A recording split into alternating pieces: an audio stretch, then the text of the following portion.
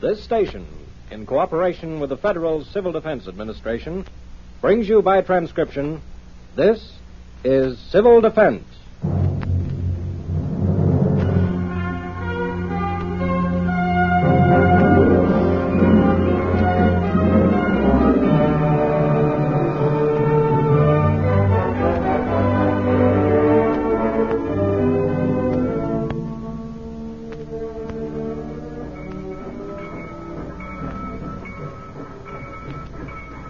When you've been a railroad man as long as I have, even if you've retired, it's pretty hard to stay away from the sights and sounds you've lived with most of your life. You tell yourself again and again your traveling days ought to be over and that it's time to settle down and rest.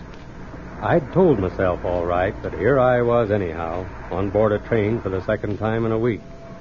This time heading back home after a short trip to San Francisco. There's no getting around it either. San Francisco's a wonderful place. There's something about the harbor's sounds and the smells, the fog that drifts in over the bay, the ships passing silently through the Golden Gate, many of them a lifeline for our boys in Korea. But I'm a railroad man, or was, and when I hear a train whistle, well, here I was heading back home. Home to the heart of America, sort of, where the East merges into the West.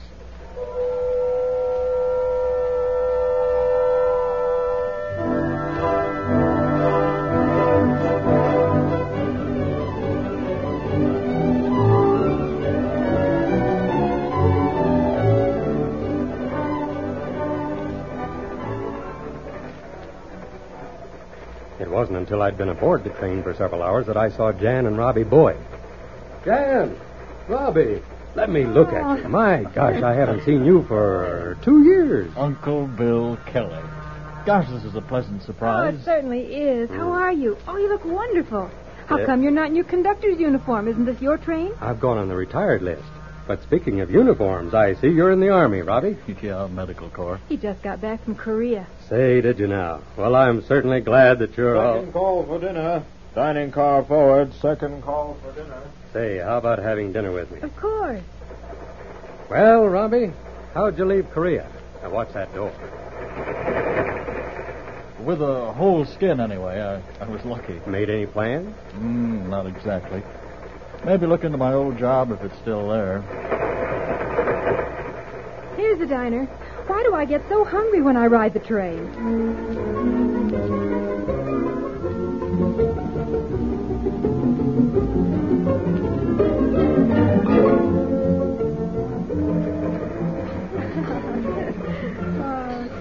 And now, Robbie and Jan, let's have a talk. You sound just like you used to when I was a little girl. Remember how I used to call you Uncle Bill Kelly, my most favorite conductor? Well, you sound very serious. Talk about what, sir? You and Jan, and Dick and little Janet. That's a favorite topic of mine. About all I thought about overseas. My own complete little world. That sounds good, Robbie, and I know how you feel. But, of course, that isn't quite the whole picture. What do you mean? Well, simply that there no longer are complete little worlds.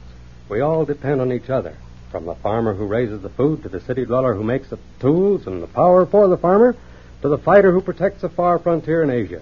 The private world has vanished. Robbie, I'm going to suggest a civilian duty for you to take up. What is it? Well, you are going to stay in our town, aren't you? If I can. Oh, of course we will. It's home. And listen, I know a man who needs help from someone with exactly your qualifications. As a member of the medical corps, you've handled casualties. You've organized units for rescue. You've been under fire and bombs yourself. You've kept But records. I don't understand. Jan will. She's worked with civil defense. Civil defense? But, Lord, do you take that seriously? Civil defense in our town? A bunch of people playing at being volunteer firemen or peering through thick glasses to watch for bombers in Wyoming?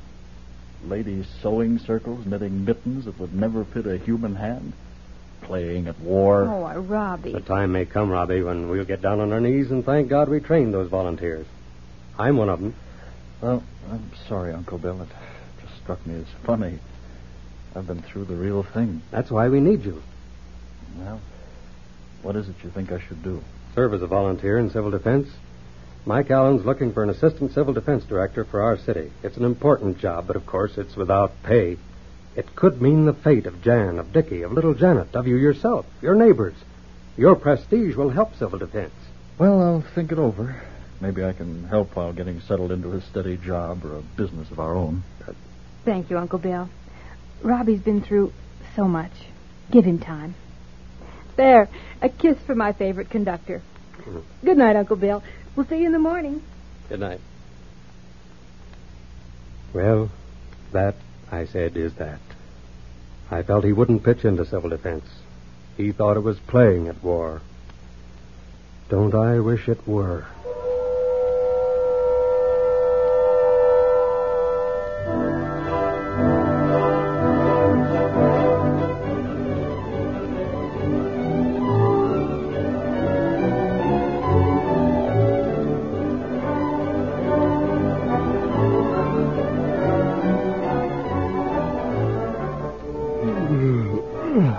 Well, Jan, want to turn in? I guess so. I didn't mean to be rude to Uncle Bill, but, well, it's not for me, that's all. No matter what anybody says, this business of civilians defending their front yards is silly. And in Wyoming, too. I've been in the Army long enough to know.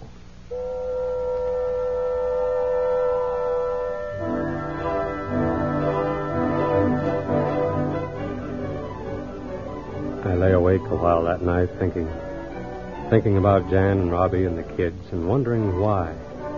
How people could be so blind to a danger that did come at Pearl Harbor and that someday could come again. And then, much later, I could never be quite sure whether I dozed off or not when it happened. All I do remember is a tearing sound of steel.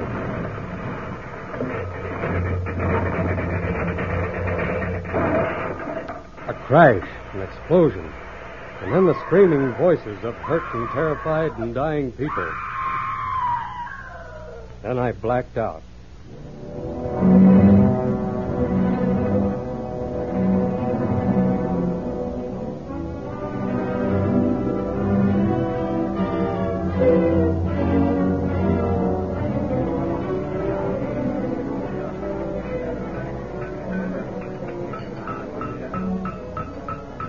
Next thing I remember is a flashlight glaring at me.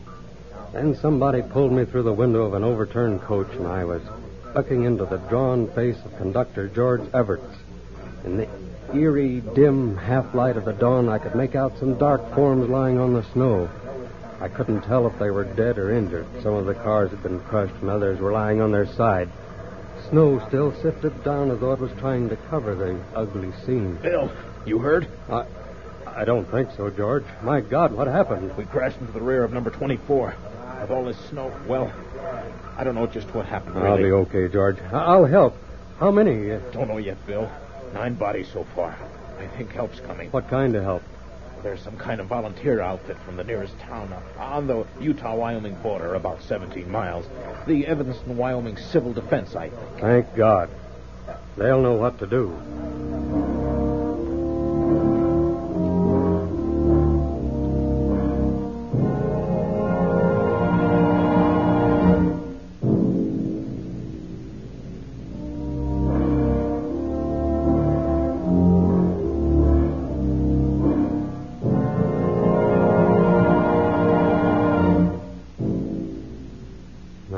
Dead, 42 injured, most of them seriously.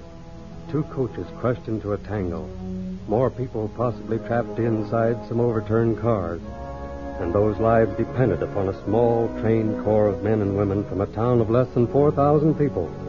Civil defense volunteers who knew that their town had less than 1 chance in a million of being a target in a total war, but who for months had been preparing themselves. Trained men and women who'd be ready to help distant communities that might be targets of an enemy attack, or who would be equally prepared to speed to the rescue of their neighbors in any emergency. They came with bulldozers to bridge the deep canyon to reach the train. Engineering crews risked their own lives to save others. Trained mechanics enrolled in civil defense brought compressed air-cutting chisels to get into the wreckage. Acetylene torches would have fired spilled fuel oil. This was civil defense in action. Efficiently, quickly they worked, as though all this were only a routine assignment. I'll never forget those scenes. There must be words to describe them, but I'm only a conductor. If there are, well, I don't know them. I wouldn't know how to explain the way a smile came over the tear-stained face of a little girl as a civil defense worker reunited her with her frantic mother, or how to describe the look of gratitude on a woman's face when a doctor tells her that her little boy will be all right, thanks to some fast-acting first-aid worker. Scenes like that were repeated many times over. More than 10 lives were saved that way. Food and blankets were supplied. Transportation to Evanston was arranged, and a hospital was set up in American Legion Hall. And at the impromptu dressing station beside the demolished train, I came upon Robbie, both legs broken. Jan wasn't there with him. Bill. Uncle Bill. Where's Jan? Now, she'll be all right. You're hiding something. Jan's dead. She's dead. I know she's Please, Robbie. Oh, God, let me walk. Let me find her. I tried to crawl to her in the compartment. She was bleeding. She screamed. Uncle Bill, she was dying. Oh, Jan. Jan. Doctor, could you, I don't want morphine. No, please, no. I want Jan.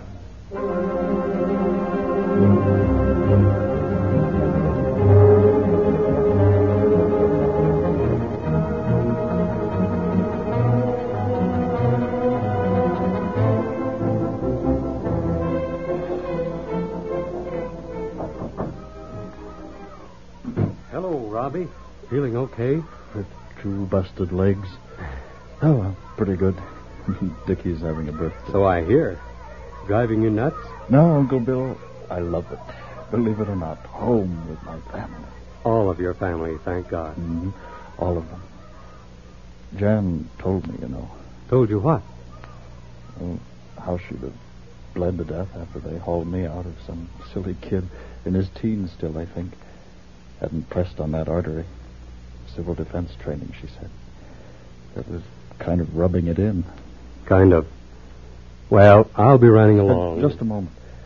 Do you think I could still fit into that job in civil defense back here when my legs heal? I kind of changed my mind.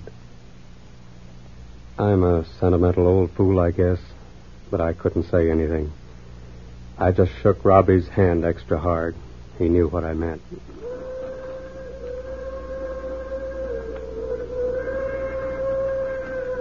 Then, someplace far off, I heard a train whistle.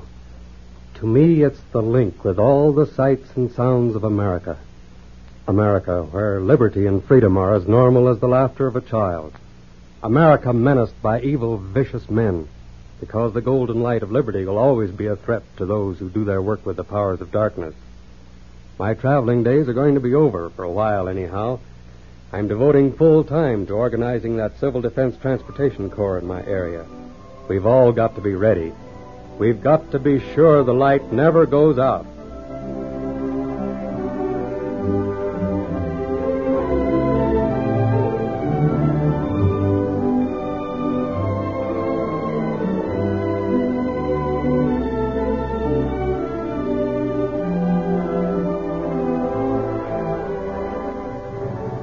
This is Civil Defense, is brought to you by the Federal Civil Defense Administration. This program was written and directed by Jack Weir Lewis. It was produced and transcribed by the Rocky Mountain Radio Council.